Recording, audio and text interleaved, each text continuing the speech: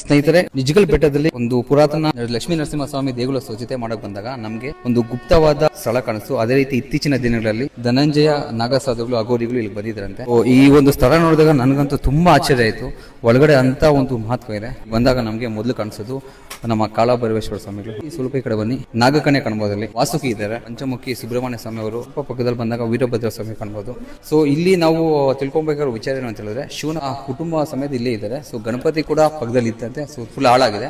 So ಈಗ ಒಳಗಡೆ ನೋಡಿ, ಗುಹೆ ಒಳಗಡೆ ಯಾವ ರೀತಿ ಅಂತ ನಿಮಗೆ ತೋರಿಸೋ ಪ್ರಯತ್ನ ಪಡ್ತೀನಿ, ಬನ್ನಿ. ನೋಡಿ, ಇದು ಗುಹೆ ಎಷ್ಟು ಒಂದು ಪೀಸ್ಫುಲ್ ಆಗಿದೆ ಅಂತ ಹೇಳಿದ್ರೆ, ತುಂಬಾ ತಣ್ಣಗಿದೆ. ಒಳಗಡೆ ಚಾವಣಿಯಲ್ಲಿ ಫುಲ್ ಬಂಡೆ ಇದೆ. ಸೊ ಕೆಳಗಡೆ ಇಲ್ಲಿ ಊರಿನ ಗ್ರಾಮಸ್ಥರು ಆಗಾಗ ಬಂದು ಶಿವರಾತ್ರಿ ಟೈಮಲ್ಲಿ ಪೂಜೆ ಪುನಸ್ಕಾರ ಮಾಡ್ತಾರಂತೆ. ನಮ್ಮ ದುರ್ವಿಧಿ ಏನು ಅಂತ ಹೇಳಿದ್ರೆ, ಇದೊಂದು ಗರ್ಭಗುಡಿಯ ಮುಖ್ಯ ದ್ವಾರ. ಒಳಗಡೆ ಹೋದಾಗ ನಮಗೆ ಇಲ್ಲಿ ಪಾಣಿಪೀಠ ನೋಡಬಹುದು, ಎಷ್ಟು ಅದ್ಭುತವಾಗಿದೆ ಅಂತ. ನನಗೆ ಸ್ಥಳೀಯರು ಕೊಟ್ಟ ಮಾಹಿತಿ ಪ್ರಕಾರ ಇಲ್ಲಿ ಸುಮಾರು 11 ಅಡಿ ಶಿವನ ಲಿಂಗ ಇದೆ ಅಂತೆ. ದಶಕಗಳಿಂದ